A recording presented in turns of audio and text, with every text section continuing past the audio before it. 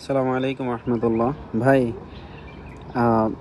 ছোট ছোট কয়েকটা কারেকশন মনে করেন, এই যে এইখানটা, হ্যাঁ, এখানটা এখন যে অবস্থা ছাদের মতো অবস্থা আছে, বাট এটা কিন্তু ইয়া হবে, মানে এরকম অ্যাঙ্গেল হবে, এরকম মানে হচ্ছে টিন টিন একটু হালকা অ্যাঙ্গেল। মনে করেন এদিকে যদি 9 ফিট 9 ফিট থাকে, তাহলে এখানে হবে 6 ফিট 7 ফিট হবে এখানে আর কি, যাতে টিন দিয়ে এরকম অ্যাঙ্গেল টিন দিয়ে নেমে যায়।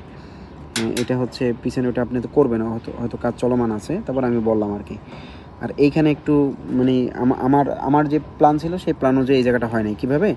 এটা সব ঠিক আছে, বাট এই জায়গাটা, এখান থেকে এই ওয়ালটাই হবে লাস্ট, এগুলো কোনো দরজা টরজা হবে না। এখানে একটা পিলার হবে, এই টিনটা ধরে রাখার জন্য এখানে পিলার হবে। আর এই পিলারের পরে কোনো দরজা টরজা হবে না। যেমন এই সামনের এই জায়গাটা যেমন ফাঁকা, এই জায়গাটা যেমন ফাঁকা, এই পাশের বারান্দাটাও এরকম রেলিং দেওয়া থাকবে এবং ফাঁকা থাকবে। এই বারান্দাটা যেমন ফাঁকা, এই পাশের বারান্দাটাও ফাঁকা থাকবে। ঠিক আছে, আমরা ওয়াশরুম থেকে দরজা খুলে বের হব, আমাদের রুম থেকে যে বাইরে বের হব, এরপর পুরো জায়গাটা ফাঁকা থাকবে। আমরা ওই যে ডান পাশে ওয়াল বা রেলিং কিচ্ছু দেবো না, দরজা থাকবে হচ্ছে ওইটা। তার মানে ওই মানে এই সাইড দিয়ে আমরা সোজা হেঁটে চলে আসবো।